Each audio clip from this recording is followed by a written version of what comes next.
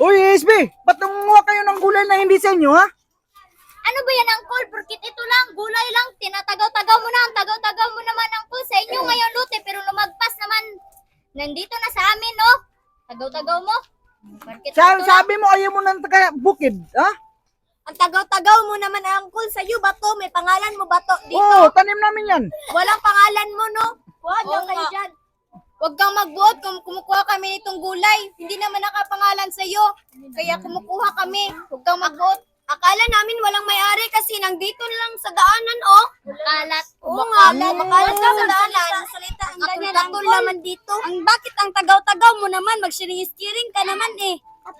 Ayan na, taga syudad, nangunguha ng gulay sa bukid. Oo, syempre naman kasi Kasi yung gulay para sa lahat, yung gulay, hindi lang para sa taga-bukid. Siniskiring ka na naman. Katol naman yan. Katol ng gulay nyo. Siyempre. Gulay.